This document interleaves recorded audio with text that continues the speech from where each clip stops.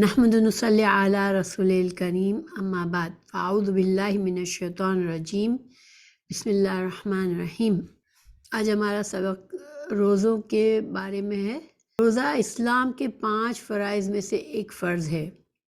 سورہ البقرہ کی آیت نمبر 183 میں یا ایھا الذین آمنوا کتب علیکم الصیام کما کتب علی الذین من قبلکم لعلکم تتقون، یہ ہے اللہ سبحانہ تعالیٰ نے یہ وجہ بتائی ہے ہمیں کیوں روزے رکھنے ہیں۔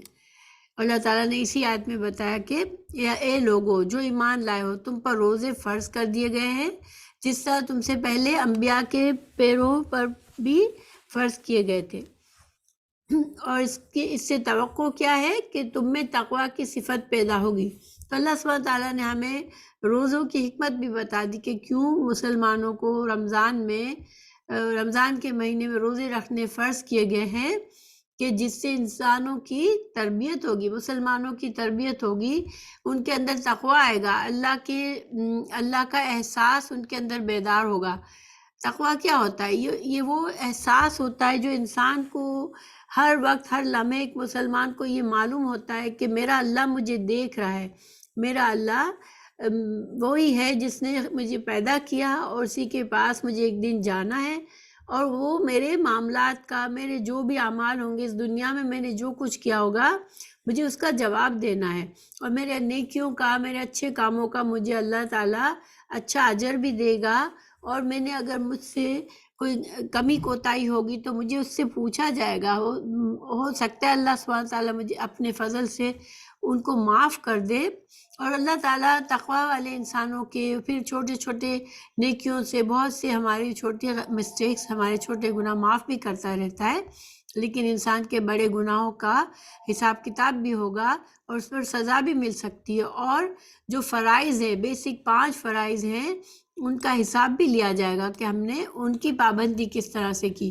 تو یہ احساس جو ہے یہ انسان کا تقویٰ ہے، اور جب انسان کے اندر یہ احساس ہوتا ہے تو اس کا ہر ایک مومن ہر لمحے کبھی بھی اللہ کی یاد سے خالی نہیں ہوتا، اسے احساس رہتا ہے کہ میرا اللہ مجھے دیکھ رہا ہے۔ تو یہی تقویٰ ہے، اور یہ کیوں رمضان میں بڑھ جاتا ہے، رمضان میں اس کی ٹریننگ کیوں ہوتی ہے؟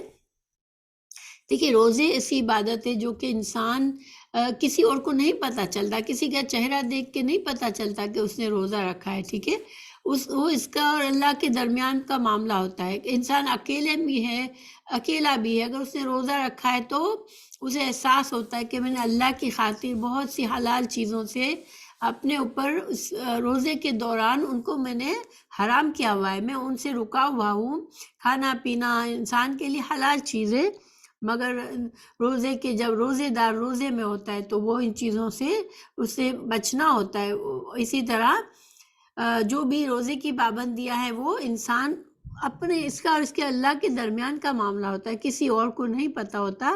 اس وجہ سے انسان کے اندر تقویٰ پیدا ہوتا ہے۔ ظاہری بات ہے، انسان جب اللہ کے ڈر سے، اللہ کے خوش کرنے کے لیے، اللہ کا حکم ماننے کے لیے ان حلال چیزوں کو چھوڑ دیتا ہے روزے کے دوران، جو اسے عام حالات میں اس کے لیے حلال ہے، تو پھر ظاہری بات ہے کہ جو گناہ جو کہ ہر وقت حرام ہوتے ہیں، انسان پر گناہ کرنا منع ہے انسان مسلمانوں کو، تو پھر انسان اگر 1 مہینہ اس طرح سے گزارے گا کہ اپنی خواہشات پر اس طرح، اپنی خواہشات نفس پر اتنا کنٹرول رکھے گا کہ اپنے کھانے پینے کی خواہش، اپنی نفسانی خواہش پر اتنا قابو رکھے گا، تو پھر اس کے اندر یہ قوت آ جائے گی، یہ اس کے اندر یہ مضبوطی آ جائے گی کہ وہ رمضان کے بعد بھی گناہوں سے بچ سکے گا، اللہ کے ناراضگی کے کاموں سے بچ سکے گا۔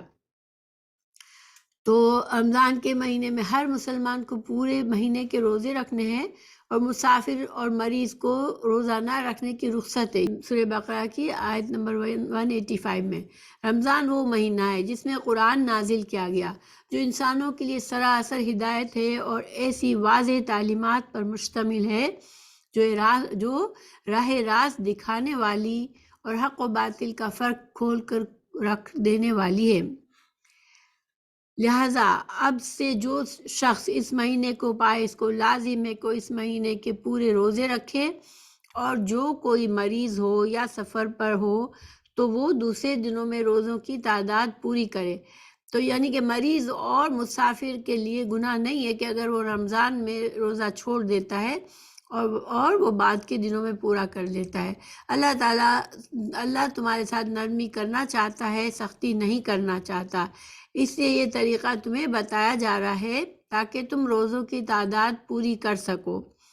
اور جس ہدایت سے اللہ نے تمہیں سرفراز کیا ہے اس پر اللہ تعالیٰ کی کبریائی کا اظہار و اعتراف کرو اور شکر گزار بنو۔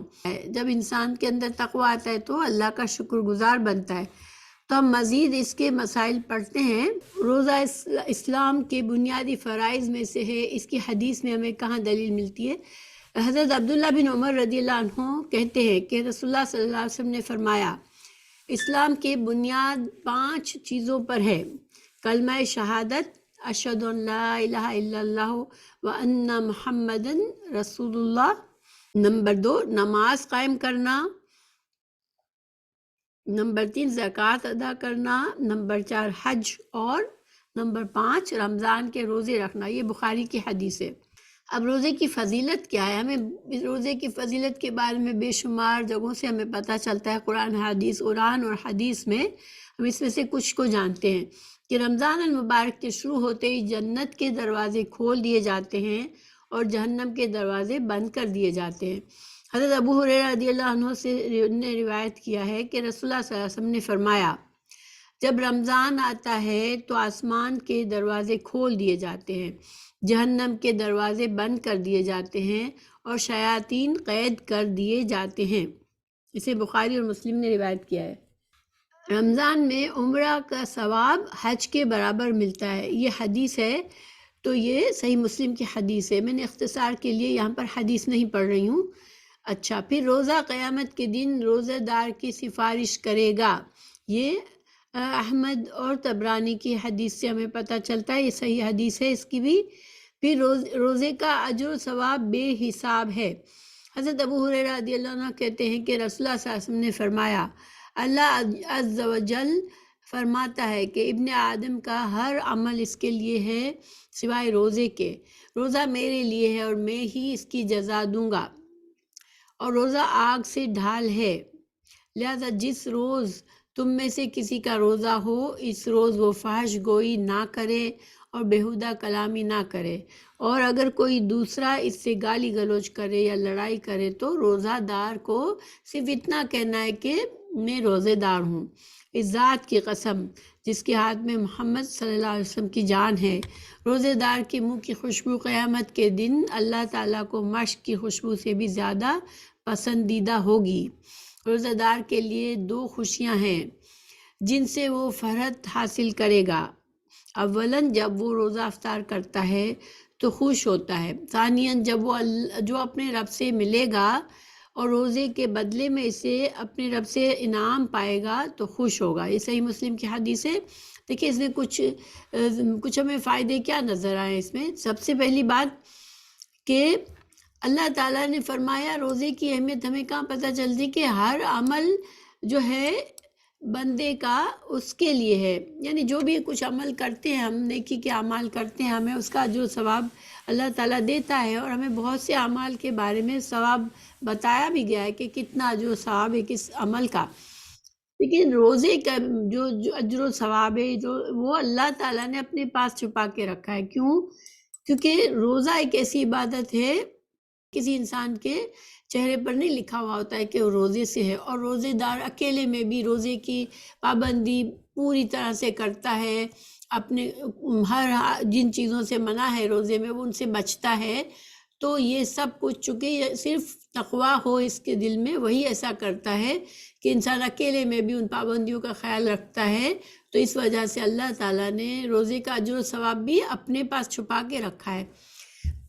پھر روزہ ڈھال ہے، یعنی کہ آگ سے ڈھال ہے، یعنی کہ انسان ایک روزہ دار انسان بہت سے گناہوں سے بچ جاتا ہے اور برے انجام سے بچ جاتا ہے۔ اس کو اللہ تعالیٰ اسے ایک تو روزے کی رکھنے کی وجہ سے انسان کے اندر تقویٰ بڑھتا ہے اور وہ گناہوں سے بچتا ہے، اور پھر ایک روزوں کے اجر و ثواب کی وجہ سے انسان کے گناہ جو معاف ہو جاتے ہیں، تو اس وجہ سے وہ بندہ آگ سے بچ جاتا ہے۔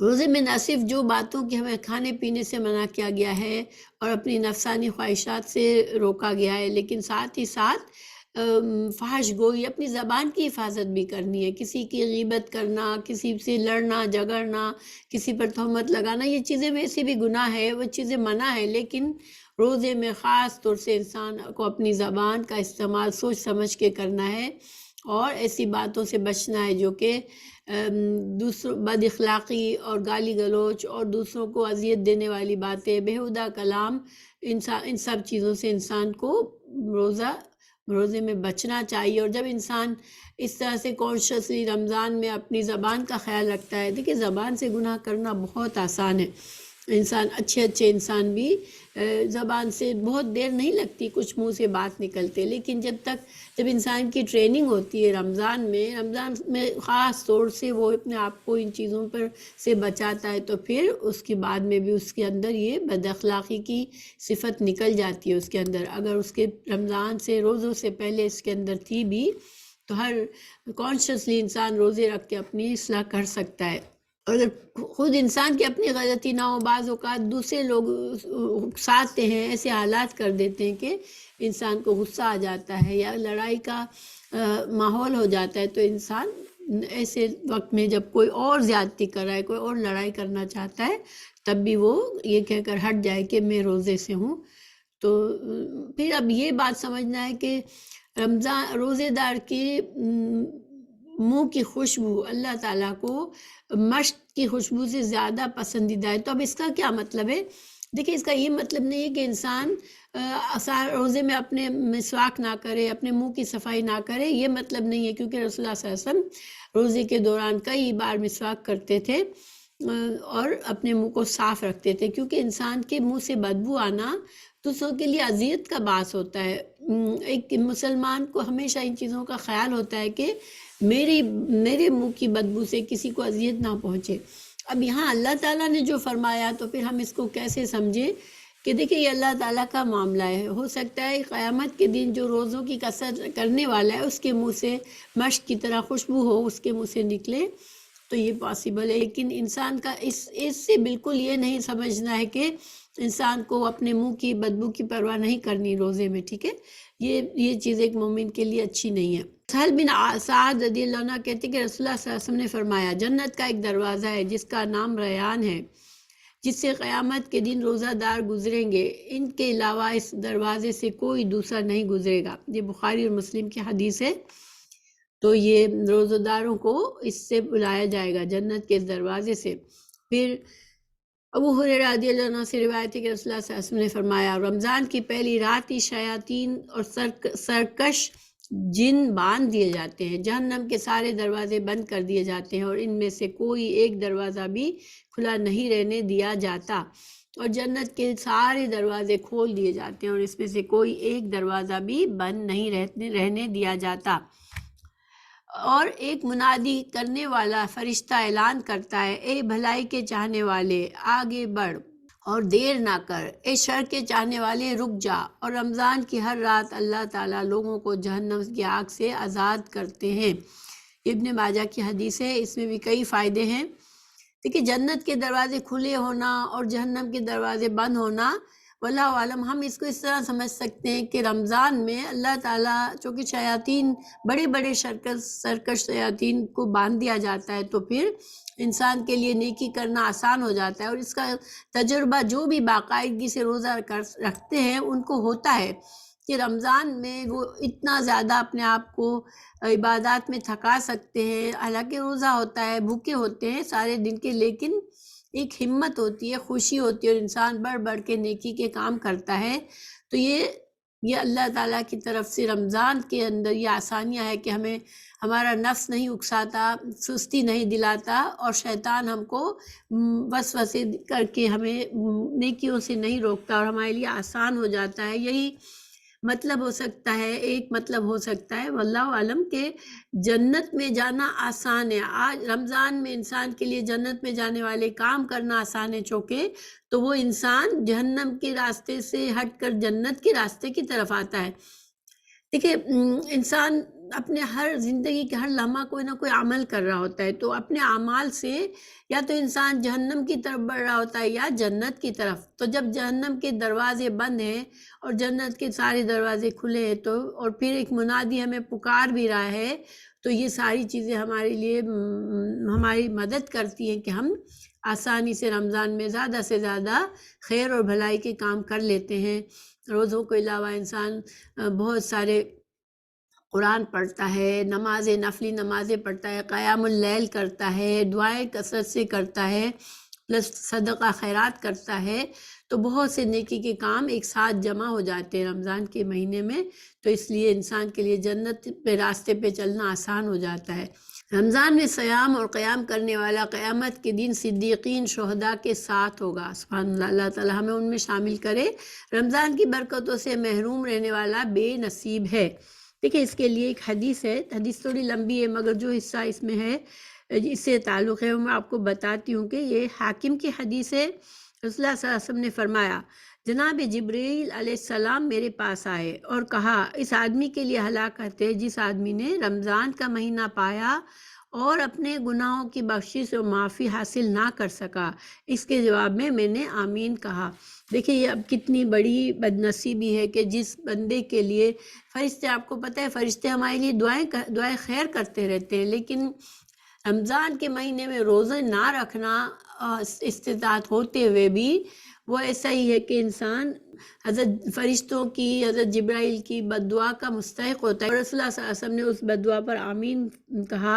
روزہ خوروں کو عبرت ناک انجام، اس کے بہت سی احادیث سے ہمیں پتہ چلتا ہے کہ آپ صلی اللہ علیہ وسلم کو خواب میں دکھایا گیا کہ کس طرح سے جن لوگوں نے استطاعت کے بعد بھی روزے نہیں رکھے ان کو کس طرح سے سزا دی جائے گی جہنم میں۔ پھر رمضان کا مہینہ پانے والے ہر مسلمان پر پورے مہینے روزے فرض ہے۔ مسافر اور مریض کو روزہ نہ رکھنے کی رخصت ہے، لیکن رمضان کے بعد ان دنوں کی قضا ادا کرنی پڑے گی، یعنی اس کو کچھ کفارہ نہیں دینا پڑے گا۔ جو روزہ، دیکھیں روزہ ایسی عبادت ہے اس کا کوئی بدل نہیں ہے۔ انسان اگر بغیر وجہ کے روزہ چھوڑ دیتا ہے رمضان کا تو پھر کتنا بھی وہ کفارہ، اس کا پھر کوئی کفارہ اس کے اس گناہ کو نہیں مٹا سکتا۔ اور لیکن یہ اللہ تعالیٰ کی رحمت ہے کہ اللہ تعالیٰ نے بیماروں کے لیے، مسافروں کے لیے یہ رخصت رکھی ہے کہ وہ رمضان میں روزہ اگر چھوڑ رہے تو دوسرے دنوں میں اس کو پورا کر کے جو ثواب کما لے اور اس ذمہ داری کو پورا کر لے۔ پھر مریض یا مسافر پر روزہ چھوڑنے کا کوئی کفارہ نہیں ہے۔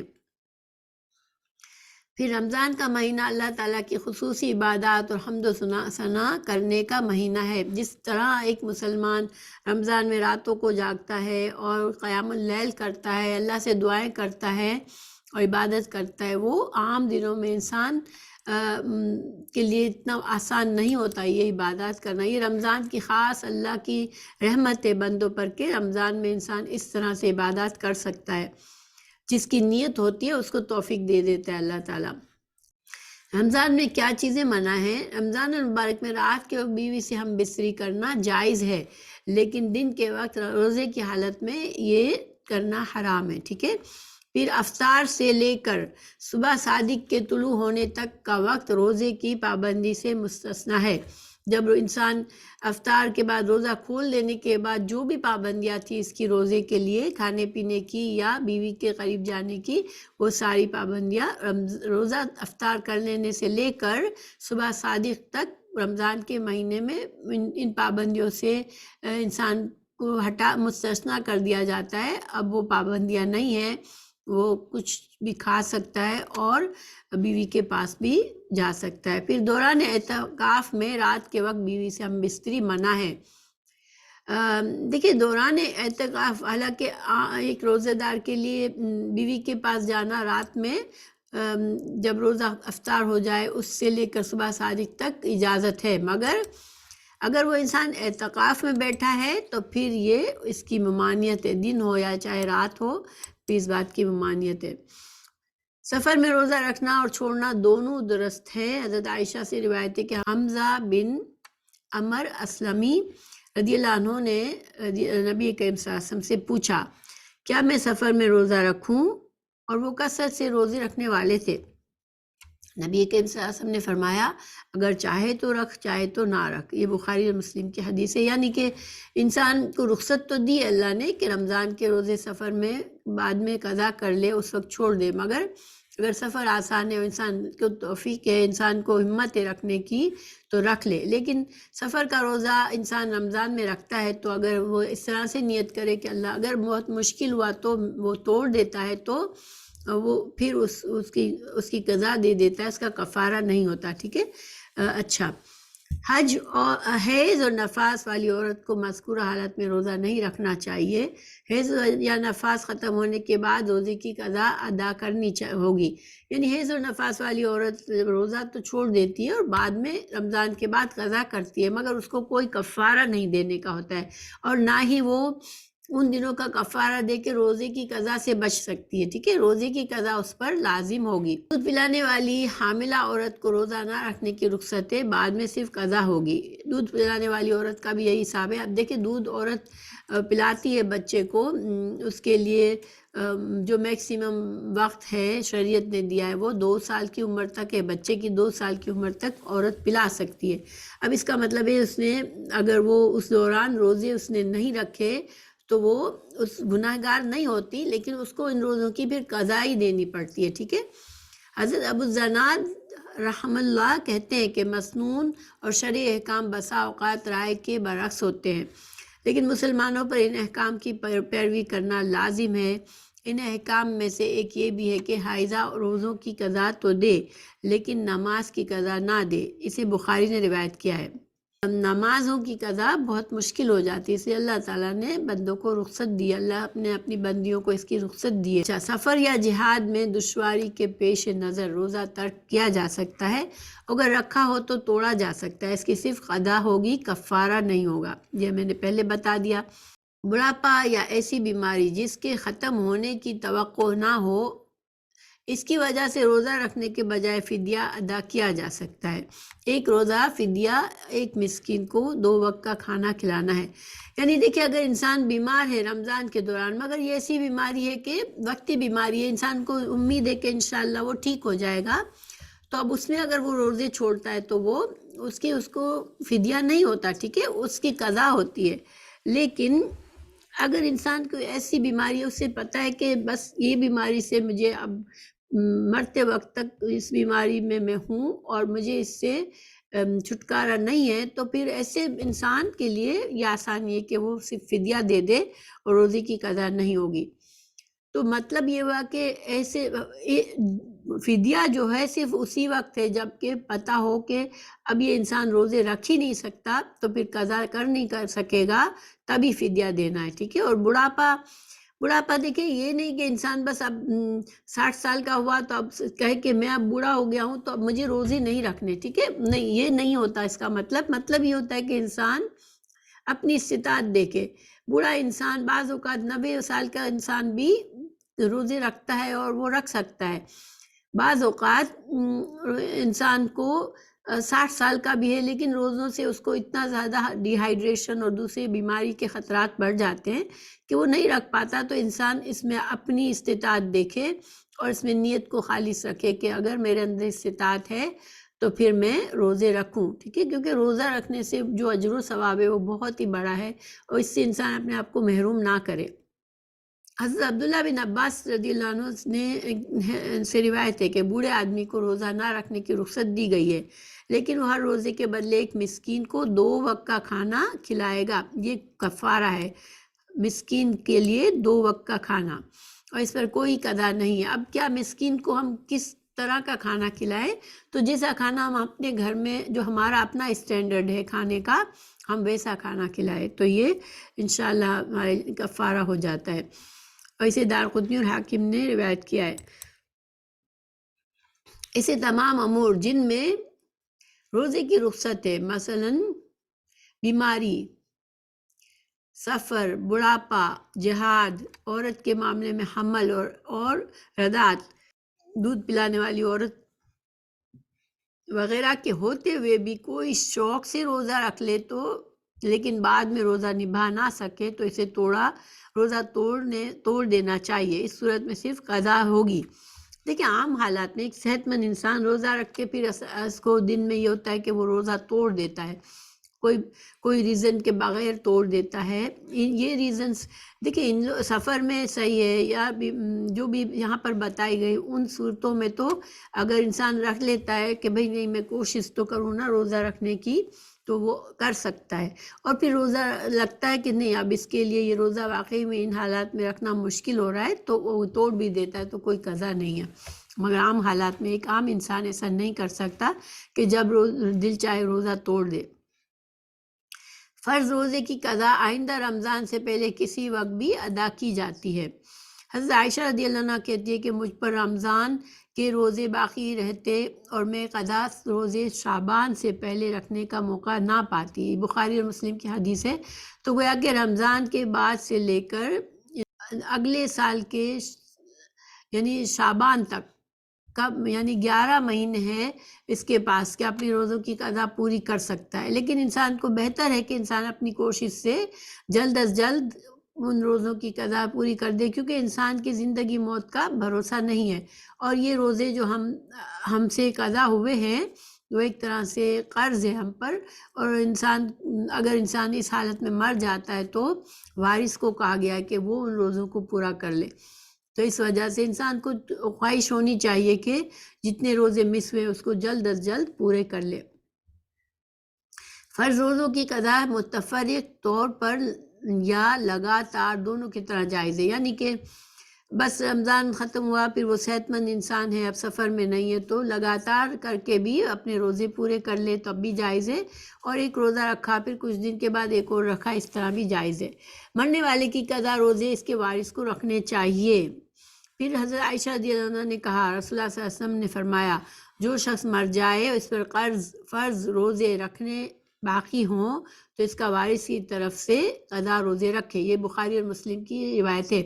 اب دیکھیں اس کو کیسے سمجھے، ایک انسان اگر روزے رکھتا تھا باقاعدہ اور پھر وہ رمضان میں وہ کچھ بیمار ہوا اور رمضان کے بعد وہ صحت مند بھی ہو گیا، باقی روزے بھی رکھے اس نے، اب وہ روزے اس کے بیچ کے جو کچھ روزے چھوٹ گئے تھے اس کے بعد رمضان اس کی قضا پوری کرنے سے پہلے ہی وہ اس دنیا سے رخصت ہو گیا تو پھر وارث روزے رکھ لے۔ مگر ایک انسان زندگی میں کہیں رکھتا بھی نہیں تھا کبھی، بہت سے روزے اس نے چھوڑ دیے بغیر کوئی بڑی شرعی ریزن کے، تو پھر ایسے میں جو وہ انسان کی غفلت ہے وہ اس کا ذمہ دار ہوگا۔ لیکن اگر کچھ روزے ہیں تو وارثوں کو چاہیے کہ اپنے وارث جو دنیا سے رخصت ہو گیا اس کے لیے یہ احسان کرے، اس پر صدقہ کرے کہ اپنے ان کے روزے ان کی نیت سے روزے رکھ کے ان کا یہ قرض پورا کر دے، ٹھیک ہے۔ اگر کسی نے بادل کی وجہ سے روزہ قبل از وقت افطار کر لیا لیکن بعد میں یقین ہو گیا کہ سورج غروب نہیں ہوا تھا، اس صورت میں قضا واجب ہوگی۔ اس طرح سحری کے وقت کھانا کھا لیا اور بعد میں یقین ہو گیا کہ صبح صادق ہو چکی تھی، اس صورت میں بھی قضا واجب ہوگی، کفارہ نہیں ہوگا۔ اس کا کیا مطلب ہے؟ دیکھیں بعض اوقات ایسا ہوتا ہے کہ اندھیرا ہے، بادل ہے، کہ اس کو یہ شک ہوتا ہے کہ افطار ہو چکی ہے، سورج غروب ہو چکا ہے، وہ 5 منٹ پہلے بھی اس کو الاؤڈ نہیں ہے، کیونکہ روزے کا جو پورا ہونا ہے وہ سورج کے غروب ہونے پر ہوتا ہے، ٹھیک ہے۔ تو اس لیے اسی طرح سحری میں اب اس کی آنکھ دیر سے کھلی ہے، پتہ چلا ہے کہ صبح صادق ہو چکی ہے، فجر کا وقت آ گیا ہے، لیکن کہے چلو کوئی بات نہیں ابھی تھوڑی دیر ہی ہوئی ہے میں کچھ کھا لوں، تو اس طرح روزہ نہیں ہوتا اور اس کی ایسے روزے کی قضا دینی پڑتی ہے۔ بھول چک سے کھا پی لینا روزے کو توڑتا نہیں۔ حضرت ابو ہریرہ رضی اللہ عنہ نبی اکرم صلی اللہ علیہ وسلم سے روایت کرتے ہیں کہ نبی اکرم صلی اللہ علیہ وسلم نے فرمایا جب کوئی بھول کر کھا پی لے تو اپنا روزہ پورا کرے کیونکہ اسے اللہ نے کھلایا پلایا ہے، یہ بخاری نے روایت کیا ہے۔ مسواک کرنے سے روزہ مکروہ نہیں ہوتا۔ حضرت عامر بن ربیع سے رضی اللہ عنہ سے روایت ہے کہ میں نے نبی کریم صلی اللہ علیہ وسلم کو روزہ کی حالت میں اتنے مرتبہ مسواک کرتے دیکھا ہے کہ گن نہیں سکتا۔ یہ بخاری کی حدیث ہے۔ اچھا اب دیکھیں مسواک بہترین ہے اور ہمارے سنت سے ثابت ہے، رسول اللہ صلی اللہ علیہ وسلم کی سنت ہے۔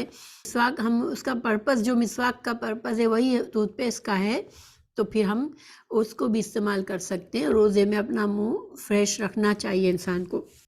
پھر گرمی کی شدت سے روزہ دار سر میں پانی بہا سکتا ہے، اس سے روزہ مکروہ نہیں ہوتا۔ روزے کی حالت میں مزی خارج ہو یا احتلام ہو جائے تو روزہ ٹوٹتا نہیں ہے، روزہ ٹوٹتا ہے نہ مکروہ ہوتا ہے۔ لیکن مزی اور منی میں فرق ہے، ٹھیک ہے۔ منی وہ ہے جو انسان کے جب وہ اپنی بیوی کے ساتھ جنسی عمل کرتا ہے تو وہ منی خارج ہوتی ہے، لیکن مزی جو ہے وہ بعض اوقات ایسے بھی خارج ہوتی ہے، بعض لوگوں کو یہ زیادہ مسئلہ ہوتا ہے۔ تو مزی خارج ہو جائے یا احتلام، خواب میں کوئی ایسی بات ہو گئی روزے کی حالت میں کہ اس کو کچھ پانی کا اخراج ہوا، تو انسان اس کا روزہ اس سے نہیں ٹوٹتا، ٹھیک ہے۔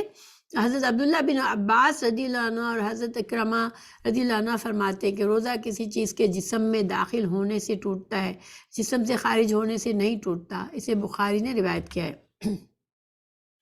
تو غیر اختیاری طور پر قے ہو جانے سے بھی روزہ نہیں ٹوٹتا۔ ہاں البتہ انسان اپنے منہ میں انگلیاں ڈال کے قے کرتا ہے تو روزہ ٹوٹ جاتا ہے۔ سر میں تیل لگانے، کنگھی کرنے یا آنکھوں میں سرما لگانے سے روزہ مکروہ نہیں ہوتا۔ ہنڈیا کا ذائقہ چکھنا، تھوک نگلنا اور مکھی کے حلق میں چلے جانے سے روزہ مکروہ نہیں ہوتا۔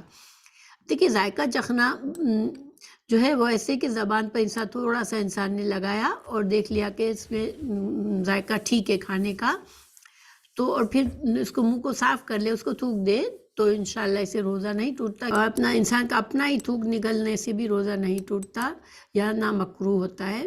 عبداللہ بن مسعود نے فرمایا جب تم میں سے کوئی روزہ دار ہو تو اسے تیل کنگھی کر لینا چاہیے۔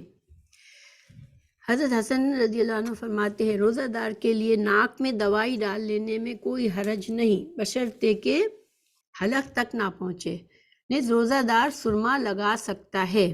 حضرت عطا رحمہ اللہ نے کہا روزہ دار اپنا تھوک نگل سکتا ہے۔ حضرت حسن بصری نے کہا اگر مکھی روزہ دار کے حلق میں چلی جائے تو کوئی حرج نہیں۔ اگر کسی پر غسل فرض ہو لیکن دیر سے اٹھے تو سحری کھا کر غسل کر سکتا ہے، البتہ کھانے سے پہلے وضو کر لینا چاہیے۔ اس کا کیا مطلب ہے؟ دیکھیں انسان کو جنابت لاحق ہوئی یا کوئی ایسی وجہ ہے جس سے شرعی طور پر اس پر غسل واجب ہے، لیکن جب انسان اٹھا اب اتنا وقت نہیں ہے کہ وہ پہلے غسل کرے پھر سحری کھائے، تو کیا کرے؟ وضو کر کے سحری کھا کر پھر غسل کر لے، ٹھیک ہے، فجر پڑھنے سے پہلے، تو یہ جائز ہے۔ لیکن کھانا کھانے سے پہلے ایسی حالت میں بہتر ہے کہ انسان وضو کر کے پھر کھانا کھائے، ٹھیک ہے، سحری کھانے سے پہلے۔ اچھا روزے کی حالت میں بیوی کا بوسہ لینا جائز ہے بشرطے کہ جذبات پر قابو ہو۔ اچھا روزے میں پچھنے لگوانا جائز ہے۔ پچھنے کیا ہوتے ہیں؟ انگلش میں اس کو کپنگ کہتے ہیں اور حجامہ بھی کہتے ہیں اردو میں یا تو حجامہ وہ ہوتا ہے جس سے انسان اپنے جسم سے وہ خون نکلواتا ہے جو کہ وہ صاف خون نہیں ہوتا، جس سے انسان کو مختلف قسم کا جسم میں درد وغیرہ رہتے ہیں، تو اس سے پچھنے لگوائے جا سکتے ہیں۔ یہ رسول اللہ صلی اللہ علیہ وسلم کے زمانے میں بھی یہ کیا جاتا تھا اور آپ صلی اللہ علیہ وسلم سے ثابت ہے کہ آپ نے رمضان میں بھی پچھنے لگوائے تھے۔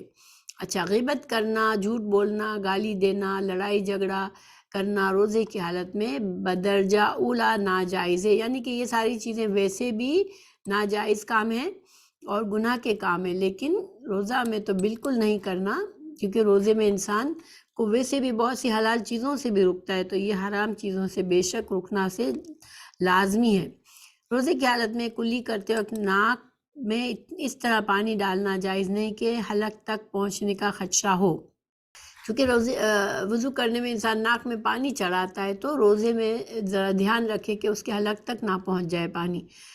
روزے کے دوران جمع کرنے سے روزہ باطل ہو جاتا ہے، اس پر کفارہ بھی ہے اور قضا بھی ہے۔ دیکھیے یہ بہت بڑا گناہ ہے کہ انسان روزے کی حالت میں شوہر اور بیوی جنسی عمل کرے، ٹھیک ہے، تو وہ جماع جو ہے اس کا نہ صرف اس کا گناہ کتنا ہے کہ اس پر کفارہ بھی ہے اور اس پر روزے کی قضا بھی ہے، ٹھیک ہے، دونوں کام ہیں۔ روزے کا کفارہ کیا ہے ایک غلام آزاد کرنا ہے یا 2 ماہ کے مسلسل روزے رکھنا ہے یا 60 محتاجوں کو کھانا کھلانا ہے۔ یہ سارے کس وقت یہ کفارہ ہے؟ جب انسان روزے کی حالت میں جمع کر لے، اپنی بیوی سے جمع کر لے تو اس کا یہ کفارہ ہے، اور پھر اس کو روزہ بھی رکھنا پڑے گا۔ روزہ کا کفارہ ایک غلام آزاد کرنا ہے یا 2 ماہ کے مسلسل روزے رکھنا یا 60 محتاجوں کا کھانا کھلانا ہے۔ حضرت سعید بن مسیب رضی اللہ عنہ کہتے ہیں کہ ایک آدمی نبی کریم صلی اللہ علیہ وسلم کے پاس آیا اور کہا میں نے رمضان کا روزہ توڑ دیا ہے۔ نبی کریم صلی اللہ علیہ وسلم نے فرمایا صدقہ کر، اللہ تعالیٰ سے معافی مانگ اور روزے کی قضا ادا کر۔ اسے ابن ابی شیبہ نے مصنف نے روایت لکھا ہے۔ حیض یا نفاس شروع ہونے سے عورت کا روزہ ٹوٹ جاتا ہے، روزے کی قضا ہے، نماز نہیں ہے۔ اب دیکھیں اگر حیض شروع ہوتا ہے تو چاہے روزہ کھولنے میں صرف 10 منٹ 15 منٹ باقی ہے تو اب عورت کہے کہ میرا تقریباً پورا روزہ ہو چکا ہے تو وہ روزہ اس کا ٹوٹ جاتا ہے اسی لمحے جبکہ اس کا حیض شروع ہوتا ہے، اس لیے اس کے اس روزے کی قضائی دینی پڑتی ہے، ٹھیک ہے۔ اور پھر اگر صبح میں ہی روزہ نفاس حیض شروع ہو گیا تو اب عورت کہے کہ میں روزہ پورا کر لیتی ہوں تو بلا وجہ کا بھوکا رہنا ہے کیونکہ روزہ اس کا ٹوٹ چکا ہے، تو ایسے میں پھر وہ کھائے پیے اور روزے کی قضا بعد میں دے دے۔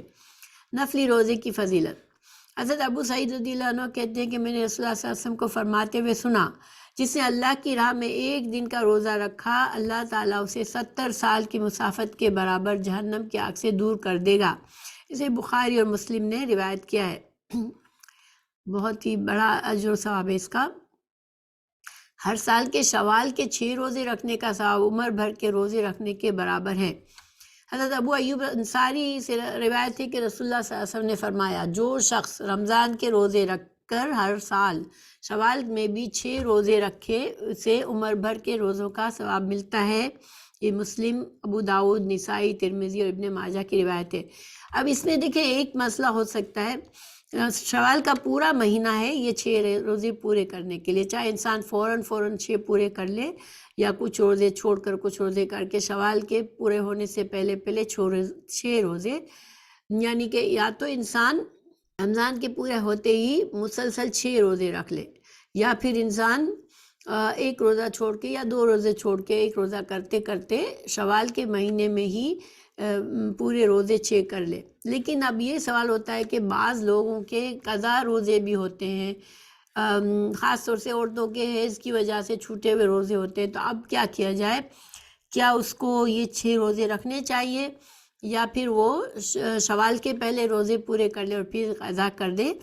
تو ویسے تو یہ اختلافی مسئلہ ہے، بہت سے علماء کہتے ہیں کہ اس کو اپنی قضا پوری کر دینی چاہیے پہلے، کیونکہ انسان کو اپنی زندگی موت کا بھروسہ نہیں ہے اور وہ قضا روزے اس کے اوپر قرض ہے۔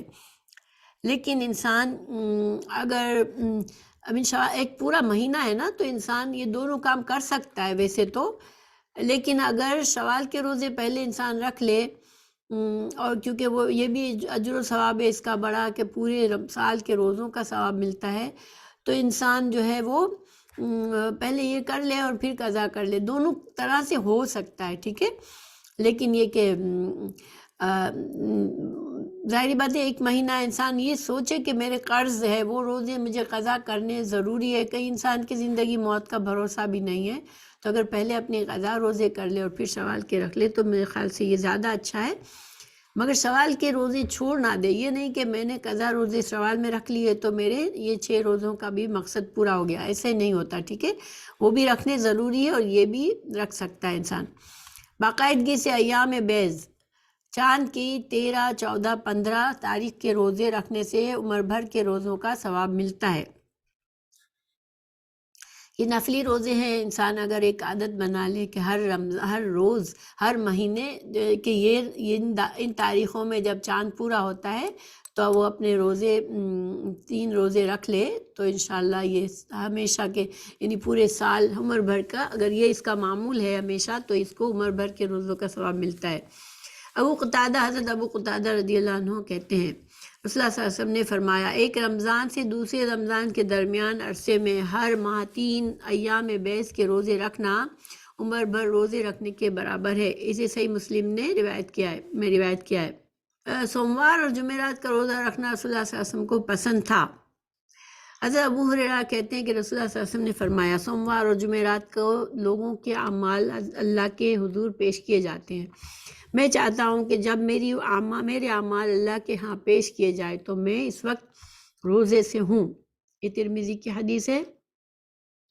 پھر حضرت ابو قتادہ کہتے ہیں رضی اللہ عنہ کہ رسول اللہ صلی اللہ علیہ وسلم سے سوموار کے روزے کے بارے میں سوال کیا گیا تو آپ صلی اللہ علیہ وسلم نے فرمایا اس دن میں پیدا کیا گیا ہوں اور اسی دن مجھ پر قرآن نازل ہونا شروع ہوا۔ یہ صحیح مسلم کی روایت ہے۔ تو ہمیں دو باتیں یہاں پر مزید پتہ چلی کہ آپ صلی اللہ علیہ وسلم کی پیدائش کا دن سوموار تھا اور قرآن کے نزول کا دن بھی یہی تھا، اور جمعرات اور سوموار کو اللہ تعالیٰ کے حضور فرشتے ہمارے اعمال لے کر چڑھتے ہیں، تو ہمارے اعمال کو لکھا جاتا ہے لوح محفوظ میں، یا اللہ تعالیٰ کے سامنے پیش کیے جاتے ہیں ہمارے اعمال۔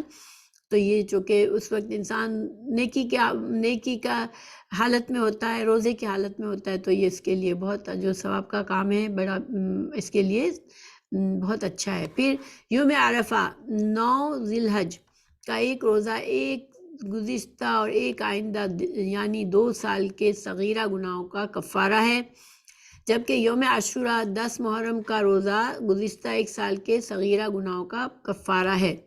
تو انسان کو یہ 2 روزے کے پر ہمیشگی کرنی چاہیے، کیونکہ اس کا جو ثواب بہت زیادہ ہے۔ صرف 10 محرم کا روزہ رکھنا مکروہ ہے، کیونکہ رسول اللہ صلی اللہ علیہ وسلم کے انتقال جس سال ہوا اس سے پہلے آپ صلی اللہ علیہ وسلم نے فرمایا تھا کیونکہ یہود و نصارہ 10 محرم کا روزہ رکھتے ہیں تو ہم ان کی پیروی نہیں کرتے، ہم 10 محرم کے ساتھ ہم ایک اور دن ملا لیا کریں گے، یعنی انسان صرف 10 محرم کا روزہ نہ رکھے۔ آپ صلی اللہ علیہ وسلم کا تو اس دنیا سے چلے گئے، آپ اگلے محرم تک آپ نہیں تھے، لیکن ہمیں چونکہ آپ صلی اللہ علیہ وسلم کی حدیث ملتی ہے تو ہم محرم کے 10ویں اور 9ویں کا روزہ یا محرم کی 10ویں اور 11ویں کا روزہ ملا کے رکھا کریں انشاءاللہ۔ اچھا، نفلی روزہ رکھنے میں ایک دن چھوڑ کر ایک دن روزہ رکھنے کا طریقہ سب سے افضل ہے۔ حضرت داؤد علیہ السلام کا یہ طریقہ تھا۔ تو نفلی روزہ انسان اگر چاہتا ہے میں سارے سال نفلی روزے رکھوں تو یہ سب سے بہترین طریقہ ہے کہ ایک روزہ چھوڑ کے ایک دن رکھے، مگر سارا سال پورا سال روزہ بغیر ناغہ کے رکھنا ہمیں اس کی اجازت نہیں ہے، ٹھیک ہے۔ اچھا، ذی الحج کے پہلے 9 روزے رکھنا مستحب ہے۔ ذی الحج کا مہینہ برکتوں والا ہے، تو اس میں 9 روزے بھی اگر رکھ لیتا ہے تو یہ مستحب ہے، اجر و ثواب کا ذریعہ ہے، پسندیدہ ہے۔ ہر ماہ کوئی سے 3 روزے رکھنا مستحب ہے، یعنی جو ہم نے ایام بیس کے نہیں رکھے، اگر نہیں رکھ سکے اور کسی بھی 3 روزے رکھ لیے کسی بھی مہینے کے دنوں میں تب بھی مستحب ہے۔ ہر ماہ کے پہلے سوموار اور پہلی دونوں جمعرات کے روزے رکھنا بھی آپ صلی اللہ علیہ وسلم کا معمول مبارک تھا۔ دیکھیں یہ آسانیاں ہیں، ٹھیک ہے۔ پہلے تو ہمیں ان کے یعنی کہ پہلے یہ بتا دیا گیا کہ ایام بیس کے روزے ہر مہینے رکھنا، پھر یہ آسانی ہے کہ ایام بیس کے نہیں رکھ سکے انسان تو سارے مہینے میں 3 روزے کبھی بھی رکھ لے۔ پھر ہر سوموار اور ہر جمعرات کو نہیں رکھ سکتا انسان تو پہلے مہینے کے پہلا سوموار اور پہلے 2 جمعرات میں روزے رکھ لے تو یہ بھی جو ثواب کا اور آپ صلی اللہ علیہ وسلم کی سنت پر عمل کرنے کا جو ثواب مل جائے گا۔ نفلی روزے کی نیت دن میں زوال سے پہلے کسی وقت بھی کی جا سکتی ہے، بشرطے کہ کچھ کھایا پیا نہ ہو۔ یعنی انسان کو رات کو احساس نہیں تھا لیکن صبح اٹھا، ابھی اس نے کچھ کھایا نہیں ہے، اس کا دل چاہ کہ چلو آج میں روزہ رکھ لیتا ہوں، تو کب تک وہ ایسے کر سکتا ہے؟ نیت انسان کے زوال سے پہلے، یعنی جب سورج بالکل ہمارے سر پر چڑھ جاتا ہے اس سے پہلے اگر اس کے دل میں یہ خواہش آئی کہ ابھی تک میں نے کچھ کھایا پیا نہیں ہے آج، تو میں اب روزہ رکھ لیتا ہوں آج کے دن، تو یہ اس کی نیت ہو جائے گی اور اس کا روزہ نفلی روزہ رکھ سکتا ہے اس طرح۔ مگر فرضی روزوں میں یہ نہیں ہو سکتا، ٹھیک ہے۔ فرض روزے کی ہمیں نیت کب کرنی پڑتی ہے؟ صبح صادق سے پہلے، روزہ باندھنے سے پہلے کرنی پڑتی ہے نیت کہ میں آج روزہ رکھ رہا ہوں۔ اور اگر آسانی کا چاہے کے لیے انسان رمضان شروع ہونے سے پہلے نیت کر لے کہ انشاءاللہ میں سارے رمضان کے روزے رکھوں گا، اب کسی وجہ سے بیچ میں کوئی روزہ مس ہو گیا، نہیں رکھ سکا، تو وہ پھر دوبارہ سے اپنی نیت کرے کہ میں انشاءاللہ باقی روزے پورے کروں گا۔ اور یہ فائدہ کیا ہے، اس کا فائدہ کیوں ہے کہ کسی دن رمضان میں انسان کی آنکھ نہیں کھلی، وہ سویا رہ گیا، صبح صادق ہو گئی، سحری بھی مس ہو گئی، تو اب بھی اس کی نیت جو ہے وہ پوری ہو جائے گی، کیونکہ اس نے رمضان سے پہلے نیت کر لی تھی پورے مہینے کی۔ تو اگر اس نے پورے مہینے کی نیت نہیں کی ہے تو پھر وہ اس طرح سے فرضی روزہ نہیں ہوتا، ٹھیک ہے۔ فرضی روزے میں صبح صادق سے پہلے انسان کو نیت کرنی پڑتی ہے روزے کی، تو یہ فرق ہے نفلی روزے کی نیت میں اور فرض روزے کی نیت میں۔ عید الفطر اور عید الاضحیٰ کے روزے رکھنا منع ہے، یہ ہمارے لیے عید ہے، ہم اس پر روزہ نہیں رکھ سکتے۔ اور اگر انسان نے غلطی سے رکھ لیا ہے، پھر بعد میں سے پتہ چلا کہ آج تو عید ہے، یعنی چاند کا پتہ دیر سے چلا اور انسان نے صبح روزہ رکھ لیا تھا اور پھر پتہ چلا کہ آج تو عید ہے، تو وہ روزے کو توڑ دے، ٹھیک ہے، کیونکہ عید کے دن کا روزہ ہمیں منع کیا گیا ہے۔ صرف جمعے کے دن کا روزہ رکھنا مکروہ ہے۔ نفلی روزے میں ہم اگر روزہ کبھی اچانک سے جمعے کا دل چاہے کہ چلو جمعہ ہے ہم روزہ رکھ لیں، یا انسان اپنی عادت بنا لے ہر جمعے کو روزہ رکھنے کی، تو یہ جائز نہیں، یہ صحیح نہیں ہے، کیونکہ ہمیں جمعے کا دن ہمارے لیے خاص عبادات ہے۔ جمعے کی جو اللہ تعالیٰ سے، اللہ کے رسول صلی اللہ علیہ وسلم سے ہمیں جمعے کی اہمیت اور جمعے کی خاص عبادات بتا دی گئی ہے، تو اس میں کسی اور عبادت کو اپنی طرف سے خاص بنانا یہ بدعت ہو جائے گی۔ اس وجہ سے جمعے کے دن انسان صرف روزہ نہ رکھے۔ ہاں، اگر جمعے کے دن اسے رکھنے کا دل چاہ رہا ہے تو پھر جمعے سے پہلے ایک دن یا جمعے کے بعد ایک دن اس میں جمع کر لے اور 2 روزے ایک ساتھ کر لے، ٹھیک ہے۔ اگر کوئی شخص اپنے معمول کے مطابق جمعے کا روزہ رکھے تو جائز ہے۔ اب مثلاً اگر کوئی شخص ہر دوسرے یا تیسرے دن روزے رکھنے کا عادی ہے اور کسی دن جمعے کو روزہ آ جاتا ہے تو وہ جائز ہے، یعنی کوئی بھی سبب کا روزہ تو جمعے کے دن رکھا جا سکتا ہے کہ وہ اس کی اب کوئی دن ایسا پڑتا ہے کہ اس میں جمعہ آ رہا ہے تو انسان روزے رکھ سکتا ہے، لیکن صرف نفلی روزہ انسان جمعے کے دن خاص نہ کرے۔ اچھا، ہفتہ چونکہ اہل کتاب کا عید کا دن تھا، لہٰذا آپ صلی اللہ علیہ وسلم نے ان کی مخالفت کے لیے ہفتے کے ساتھ جمعہ یا اتوار کا دن ملا کر روزہ رکھنے کا حکم فرمایا۔ تو صرف ہفتے کا بھی انسان خاص نہ کرے کہ صرف ہفتے کے دن ایک روزہ رکھ لے اور نفلی روزہ، تو ہمیں صرف ہفتے کا روزہ نہیں رکھنا چاہیے۔ اگر ہفتے کا روزہ نفلی رکھ رہے ہیں تو پھر یا اتوار کو ساتھ ملا لے یا جمعے کو ساتھ ملا کے 2 روزے رکھ لے۔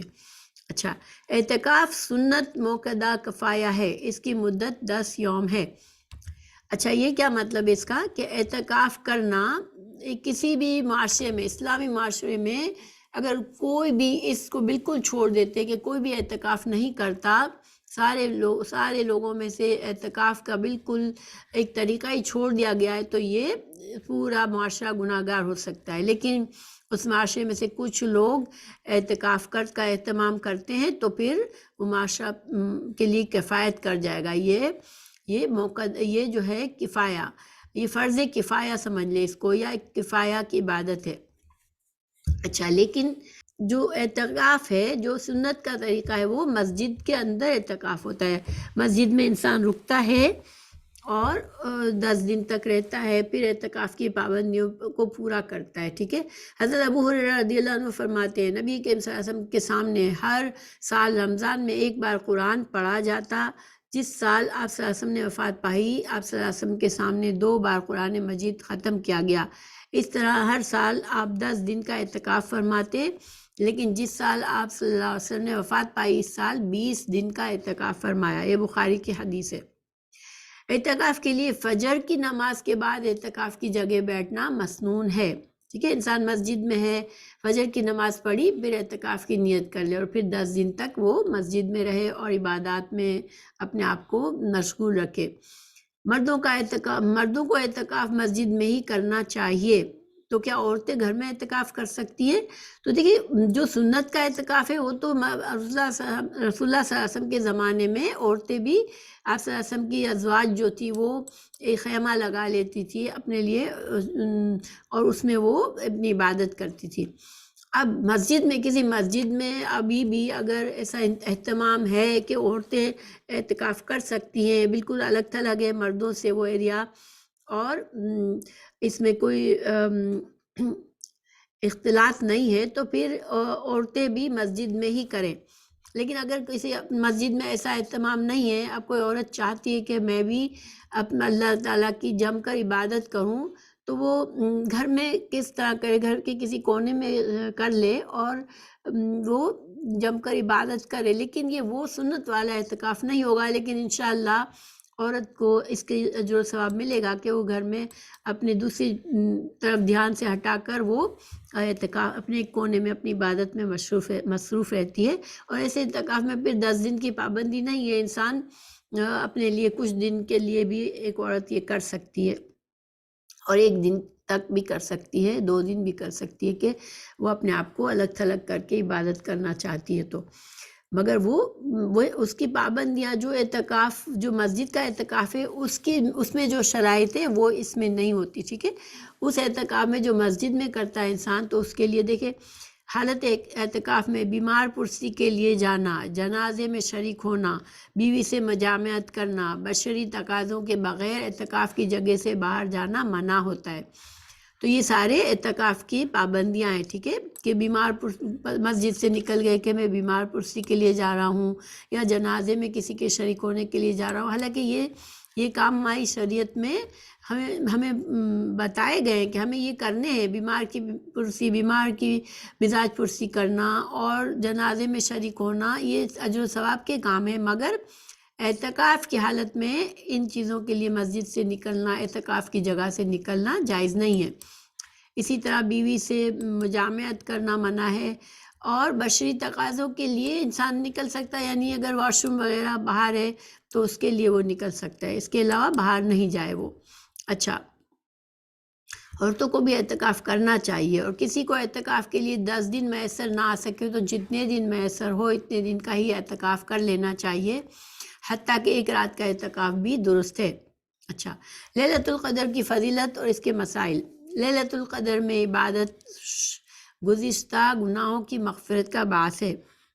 حضرت ابو ہریرہ رضی اللہ عنہ سے روایت ہے، نبی کریم صلی اللہ علیہ وسلم نے فرمایا، جس نے لیلۃ القدر میں ایمان کے ساتھ ثواب کی نیت سے قیام کیا، اس کے گزشتہ گناہ معاف کر دیے جائیں گے، اس کے گزشتہ گناہ معاف کر دیے جاتے ہیں۔ بخاری اور مسلم کی حدیث ہے یہ۔ تو لیلۃ القدر کی 1 رات کی عبادت جو ہے وہ اتنی اہم ہے کہ انسان اگر اللہ سے امید رکھے کہ اللہ تعالیٰ میری اس عبادت کا مجھے اجر و ثواب دے گا، اور پھر وہ دل میں ایمان سے اخلاص سے اللہ کی طرف دھیان کر کے وہ اگر وہ عبادات کرتا ہے، اس رات کی عبادت اسے مل جاتی ہے، تو پھر اس کے پچھلے گناہ بالکل معاف ہو جاتے ہیں، انسان پاک صاف ہو جاتا ہے۔ لیلۃ القدر کی سعادت سے محروم رہنے والا بہت ہی بد نصیب ہے۔ حضرت انس بن مالک رضی اللہ عنہ سے روایت ہے کہ رمضان آیا تو رسول اللہ صلی اللہ علیہ وسلم نے فرمایا، یہ جو مہینہ تم پر آیا ہے اس میں 1 رات ایسی ہے جو قدر و منزلت کے اعتبار سے 1000 مہینوں سے بہتر ہے۔ جو شخص اس کی سعادت حاصل کرنے سے محروم رہا وہ ہر بھلائی سے محروم رہا۔ نیز فرمایا، لیلۃ القدر کی سعادت سے صرف بد نصیب ہی محروم کیا جاتا ہے، اسے ابن ماجہ نے روایت کیا ہے۔ دیکھیے 1 رات کی عبادت سے انسان سارے گناہوں سے پاک ہو جاتا ہے، اب اس سے بڑی انسان کے لیے کیا سعادت ہو سکتی ہے، کیا اللہ کی طرف سے مہربانی ہے اس میں۔ تو انسان ایسی چیزوں، اور 1000 مہینوں سے بہتر ہے لیلۃ القدر، تو اس سے انسان کو اس چیز کی اہمیت کو سمجھنا چاہیے۔ اچھا، لیلۃ القدر رمضان کے آخری عشرے کی طاق راتوں میں تلاش کرنی چاہیے، چونکہ یہ اتنی بڑی اس کا جو ثواب ہے کہ اللہ تعالیٰ نے اسے چھپا کے رکھا ہے، ٹھیک ہے، تاکہ بندہ اس کی کوشش کرے، تلاش کرے اور اس کو حاصل کرے۔ ظاہری بات ہے اگر دن بھی بتا دیا جاتا، اب اس میں 1 رات میں انسان جاگ لیتا تو یہ کوئی بڑی بات نہیں ہوتی، لیکن اس کو 10 راتوں میں 10 آخری عشرے کی طاق راتوں میں اس کو چھپایا گیا ہے، ٹھیک ہے۔ تو یہ کبھی بھی ہو سکتی ہے، کسی رمضان میں اگر وہ 21ویں رات ہے تو کسی میں وہ 23ویں رات ہے، تو کسی میں 25ویں رات بھی ہو سکتی ہے لیلۃ القدر کی، اور کسی میں 27ویں بھی اور 29ویں۔ تو انسان کو یہ دھیان رکھنا چاہیے کہ پورے عشرے میں وہ جم کے عبادت کرے، اگر پوری راتیں نہیں جاگ سکتا 10 راتیں تو طاق راتوں میں جاگے اور اس میں عبادت کرے اور اللہ سے امید کرے۔ حضرت عائشہ سے روایت ہے کہ رسول اللہ صلی اللہ علیہ وسلم نے فرمایا، رمضان کے آخری عشرے 10 دن کی طاق راتوں میں لیلۃ القدر کی تلاش کرو، یہ بخاری کی روایت ہے۔ اور تلاش کرو سے مقصد یہ کہ انسان امید کے ساتھ ان ساری راتوں میں، ان طاق راتوں میں، اگر ہر رات جاگتا ہے تو بہت ہی اچھی بات ہے، اگر نہیں جاگ سکتا تو ایٹ لیسٹ طاق راتوں میں وہ جاگ کر عبادت کرے اور اللہ سے امید کرے کہ انشاءاللہ اسے لیلۃ القدر کی عبادت کا اجر و ثواب مل جائے گا۔ حضرت ابو ذر رضی اللہ عنہ کہتے ہیں کہ رسول اللہ صلی اللہ علیہ وسلم نے فرمایا، جس نے رمضان میں امام کے واپس ہونے تک امام کے ساتھ قیام کیا، یعنی نماز تراویح باجماعت ادا کی، اس کے لیے ساری رات قیام کا ثواب لکھ دیا جائے گا۔ اسے ترمذی نے روایت کیا ہے۔ یعنی ظاہر ہے کہ رمضان انسان جب باجماعت تراویح عام طور پر انسان عشاء کے ساتھ ہی پڑھتا ہے، عشاء کے بعد امام کے پیچھے پڑھ لیتا ہے تراویح، تو اب پوری رات حالانکہ وہ نہیں جاگا ہے لیکن اسے پوری رات کا جو ثواب اللہ تعالیٰ اپنے فضل سے دے دیتا ہے۔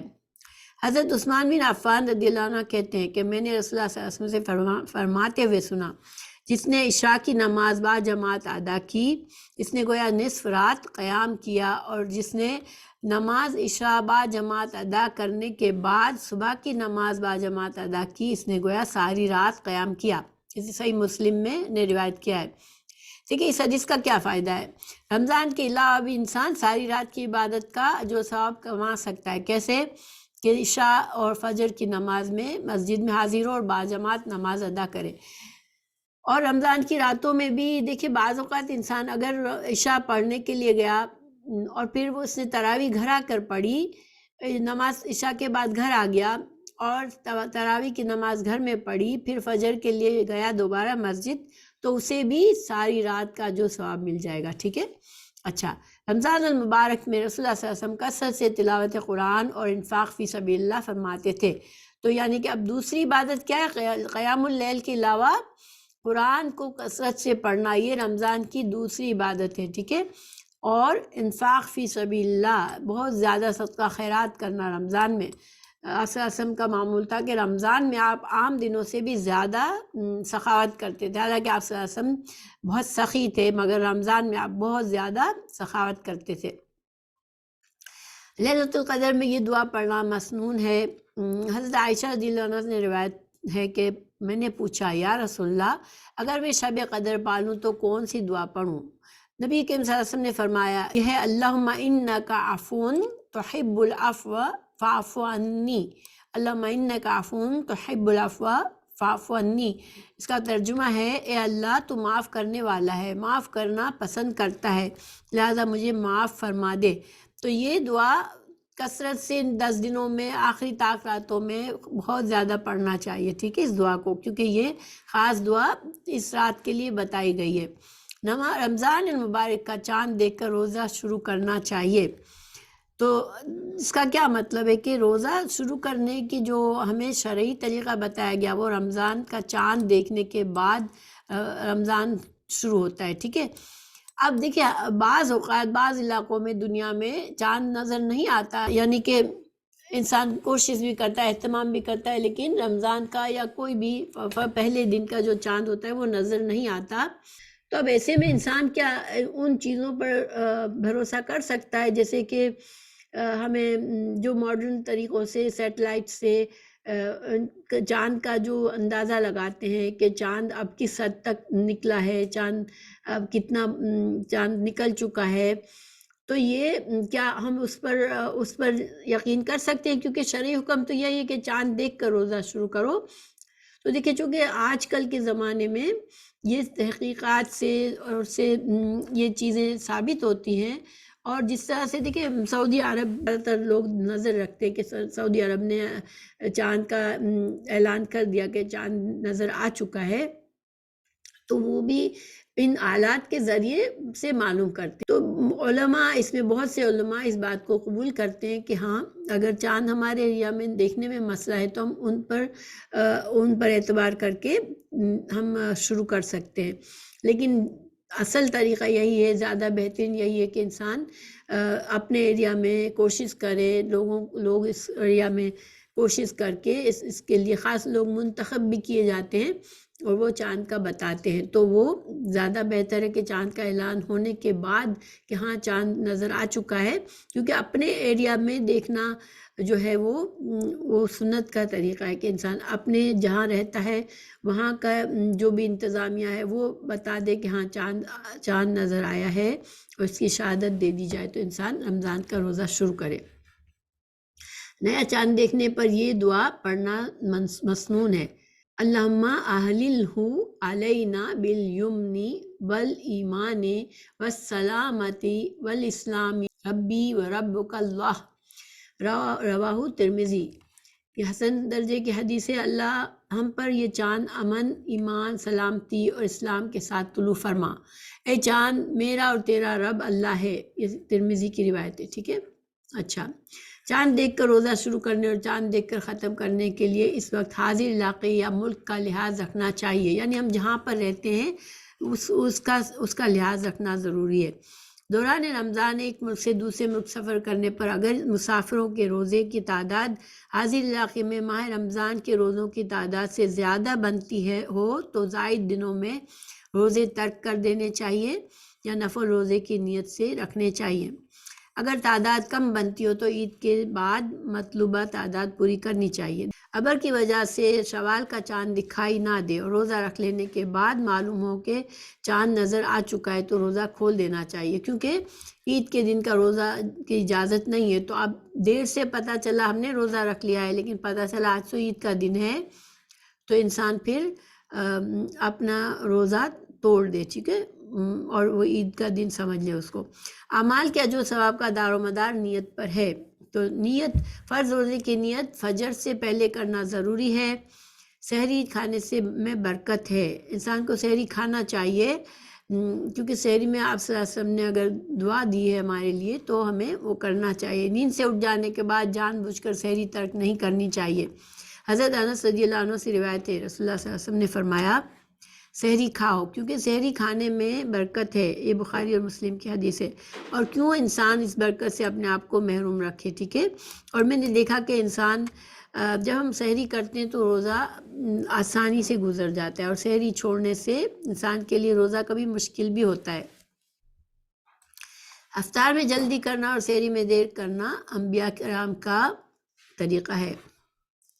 حضرت ابو داؤد رضی اللہ عنہ کہتے ہیں رسول اللہ صلی اللہ علیہ وسلم نے فرمایا 3 باتیں اخلاق نبوت سے ہے: روزہ جلدی اور افطار کرنا، روزہ جلدی افطار کرنا، سحری دیر سے کھانا، نماز میں دایاں ہاتھ بائیں کے اوپر باندھنا۔ اسے طبرانی نے روایت کیا ہے۔ تو روزہ جلدی افطار کرنے کا کیا مطلب ہے کہ جیسے ہی سورج غروب ہوا پھر انسان وقت ضائع نہ کرے، روزہ کھول لے، کیونکہ وہ جلدی افطار کہلائے گی کہ روزہ سورج کے غروب ہوتے ہی انسان افطار کر لے۔ مگر یہ نہیں کہ سورج ابھی غروب نہیں ہوا اور 2-4 منٹ پہلے روزہ کھولنے کے یہاں مطلب نہیں ہے، ٹھیک ہے۔ اسی طرح سحری دیر سے کھانے کا مطلب یہ ہے کہ انسان اپنا آخری عمل یعنی کہ نمازیں، نفلی نمازیں سب پڑھ لینے کے بعد سحری کرے، اور صبح صادق ہونے سے کچھ دیر پہلے سحری کرے، یعنی بہت پہلے سحری کر کے پھر نمازوں کے لیے بیٹھے، پھر صبح صادق ہو تو نیت کرے، ایسا نہ کرے، ٹھیک ہے۔ سحری جو ہے وہ آخری کرے سحری کو، اور مگر اس کا مطلب یہ بھی نہیں ہے کہ اب صبح صادق شروع ہو چکی اور وہ بیٹھ کے اپنا کھانا کھا رہا ہے، نہیں۔ صبح صادق شروع ہوئی تو پھر سحری کھانے کی اجازت نہیں ہے، تو اس لیے سحری دیر سے کرنا اور افطار جلدی کرنا یہ انبیاء کرام کا طریقہ ہے، تو ہمیں اس کو اپنانا چاہیے۔ نماز میں دائیں ہاتھ پر بائیں ہاتھ رکھنا، تو یہ ہم کرتے ہیں نماز میں الحمدللہ کہ ہم اپنے سیدھے ہاتھ سے جو ہے الٹے ہاتھ پر رکھتے ہیں۔ حضرت ابو ہریرہ رضی اللہ عنہ سے روایت ہے کہ رسول اللہ صلی اللہ علیہ وسلم نے فرمایا جب کوئی آدمی اذان سنے اور پینے کا برتن اس کے ہاتھ میں ہو تو وہ اسے فوراً نہ رکھ دے بلکہ اپنی ضرورت پوری کر لے۔ ابو داؤد روایت ہے۔ تو مطلب یہ کہ اب اذان ہوئی تو اب یہ نہیں کہ اب تو مجھے پانی کا گلاس ہاتھ میں ہے اور پھر بھی چھوڑ دے، نہیں، اس وقت اتنا ہے کہ وہ پانی پی لے، پھر روزہ اس کا پورا باندھ لے روزہ۔ روزہ افطار کرنے کے لیے غروب آفتاب شرط ہے، تو اس کا مطلب ہے کہ روزہ افطار شروع اگر اس غروب آفتاب نہیں ہوا ہے تو کچھ منٹوں پہلے بھی انسان روزہ نہیں کھول سکتا۔ تازہ کھجور، خشک کھجور، چھوارے پانی سے روزہ افطار کرنا مسنون ہے۔ نمک سے روزہ افطار کرنا سنت سے ثابت نہیں ہے، ٹھیک ہے۔ روزہ افطار کرتے وقت درجہ ذیل دعا مانگنی چاہیے۔ ذهب الظماء وابتلت العروق وثبت الاجر ان شاء اللہ۔ ذهب الظماء وابتلت العروق وثبت الاجر ان شاء اللہ، رواہ ابو داؤد۔ تو یہ دعا پڑھنی چاہیے۔ کچھ لوگ کچھ اور دعا بھی کرتے ہیں افطر تو کر کے، وہ دعا سنت سے ثابت نہیں ہے، ٹھیک ہے۔ روزہ افطار کرنے والے کا روزہ افطار کروانے والے کا اجر روزہ افطار کرنے والے کے برابر ہے۔ تو کسی کو روزہ کھلوانا، افطار کروانا بہت ہی اجر و ثواب کا کام ہے، پورے روزے کا اجر ملتا ہے۔ حضرت انس رضی اللہ عنہ فرماتے ہیں جب کسی کے ہاں روزہ افطار فرماتے تو یہ دعا دیتے: افطر عندکم الصائمون وأکل طعامکم الابرار وتنزلت علیکم الملائکہ۔ روزہ دار تمہارے ہاں روزہ افطار کرتے رہیں، نیک لوگ تمہارا کھانا کھاتے رہیں، اور فرشتے تمہارے ہاں رحمت لے کر نازل ہوتے رہیں۔ تو یہ دعا کرنی چاہیے اگر کوئی ہمیں افطار کرواتا ہے، کوئی کسی کو افطار کرائے تو افطار کرنے والا یہ دعا دے اس کو، کروانے والے کو۔ عید کے روز غسل کرنا، خوشبو لگانا، مسواک کرنا مستحب ہے۔ عید کے روز اچھے کپڑے پہننا مستحب ہے۔ عید الفطر کی نماز کے لیے جانے سے پہلے کوئی میٹھی چیز کھانا سنت ہے۔ حضرت انس رضی اللہ عنہ سے فرماتے ہیں کہ رسول اللہ صلی اللہ علیہ وسلم عید الفطر کے دن کھجوریں کھائے بغیر عیدگاہ کی طرف نہیں جاتے تھے، اور نبی کریم صلی اللہ علیہ وسلم کھجوریں طاق کھاتے تھے۔ یہ بخاری کی حدیث ہے۔ عیدگاہ جاتے ہوئے بکثرت تکبیریں کہنا سنت ہے۔ عید الفطر میں امام کا خطبے کے لیے ممبر پر بیٹھنے تک تکبیریں کہتے رہنا چاہیے۔ حضرت عبداللہ بن مسعود ایام تشریق 11، 12، 13 ذی الحج میں یہ تکبیر پڑھا کرتے تھے: اللہ اکبر، اللہ اکبر، لا الہ الا اللہ، واللہ اکبر، اللہ اکبر، وللہ الحمد۔ یہ ابن ابی شیبہ سے روایت ہے۔ عیدین کی نماز تاخیر سے پڑھنا ناپسندیدہ ہے۔ عید الفطر کی نماز کا وقت اشراق کی نماز کا وقت ہے، یعنی سورج طلوع ہونے کی کچھ دیر کے بعد سے نماز عید الفطر کی نماز کا وقت شروع ہو جاتا ہے۔ عید الاضحیٰ کی نماز جلد اور عید الفطر کی نماز نسبتاً دیر سے پڑھنا مسنون ہے۔ عید الفطر اور عید الاضحیٰ کی نماز 2 رکعت ہے۔ نماز عید کے لیے اذان ہے نہ اقامت ہے، ٹھیک ہے، کوئی اقامت بھی نہیں ہوگی اور نماز بھی، اذان بھی نہیں ہوگی۔ عیدین کے نماز میں پہلے نماز اور پھر خطبہ دینا مسنون ہے۔ دیکھیں جمعے کا خطبہ پہلے ہوتا ہے پھر نماز ہوتی ہے، لیکن عید میں پہلے نماز ہے پھر خطبہ ہے۔ عیدین کی نماز میں 12 تکبیریں مسنون ہیں۔ پہلی رکعت میں قرات سے پہلے 7، دوسری رکعت میں قرات سے پہلے 5 تکبیریں کہنا چاہیے۔ اس میں کچھ نمبر کا اختلاف ہے، کچھ لوگ اختلاف کرتے ہیں، لیکن یہ سنت سے ثابت ہے۔ نماز عید کی زائد تکبیروں میں ہاتھ اٹھانا چاہیے۔ نماز عیدین کی 2 رکعتوں میں سے پہلی رکعت میں سورہ الاعلیٰ اور دوسری رکعت میں سورہ الغاشیہ پڑھنا مستحب ہے۔ نماز عید سے پہلے یا بعد کوئی نفل یا سنت نماز نہیں ہے، یعنی کہ اگر انسان اشراق پڑھنے کا عادی ہے، چاشت کی نماز پڑھنے کا عادی ہے، تو عید والے دن وہ نمازیں نہ پڑھے اور صرف نماز عید پڑھے۔ نماز عید کے بعد تقبل اللہ منا و منکا کے الفاظ سے ایک دوسرے کے اعمال صالحہ کی قبولیت کی دعا مانگنا درست ہے۔ عیدگاہ جانے اور آنے کا راستہ بدلنا سنت ہے، یعنی ایک راستے سے جائے تو دوسرے سے واپس آئے۔ اگر جمعے کے روز عید آ جائے تو دونوں پڑھنے بہتر ہے، لیکن عید پڑھنے کے بعد اگر جمعے کے بجائے صرف نماز ظہر ادا کی جائے تو بھی درست ہے، ٹھیک ہے، یعنی دو خطبوں میں شامل ہونا چاہتا ہے تو یہ بہت اچھی بات ہے کہ جمعے کی نماز بھی پڑھے، اس کا خطبہ بھی اٹینڈ کرے، لیکن اگر اس دن صرف ایک دن ایسا عید کا دن جس میں نماز جمعہ کو چھوڑ کر اگر ظہر پڑھ لیتا ہے تو اب بھی درست ہے۔ ابر کی وجہ سے شوال کا چاند دکھائی نہ دے تو روزہ رکھ لینے کے بعد معلوم ہو جائے کہ چاند نظر آ چکا ہے تو روزہ کھول دینا چاہیے، یعنی جب پھر عید ہو جاتی ہے نا تو عید کے دن ہم روزہ نہیں رکھ سکتے، اس لیے پھر توڑ دے انسان روزے کو۔ اگر چاند کی اطلاع زوال سے قبل ملے تو نماز عید اسی روز ادا کر لینی چاہیے، اگر زوال کے بعد اطلاع ملے تو نماز عید دوسرے روز ادا کرنی چاہیے، یعنی کہ نماز عید کا جو آخری وقت ہے وہ زوال سے پہلے تک ہے۔ تو اگر انسان کو دیر سے عید کا پتہ چلا تو انسان اگر زوال نہیں ہوا ہے تو انسان نماز پڑھ لے، زوال کے بعد ظہر کی نماز کا وقت شروع ہو جاتا ہے اور اس وقت عید کی نماز کا وقت نہیں رہتا، ٹھیک ہے۔ اچھا، اگر کسی کو عید کی نماز نہ مل سکے یا بیماری کی وجہ سے عیدگاہ نہ جا سکے تو اسے 2 رکعت تنہا ادا کر لینی چاہیے، یعنی گھر میں بھی انسان مجبوری میں پڑھ سکتا ہے۔ گاؤں میں بھی نماز عید پڑھنی چاہیے، عید کے روز روزہ رکھنا منع ہے۔ تو یہ ہمارا سبق پورا ہوا الحمدللہ۔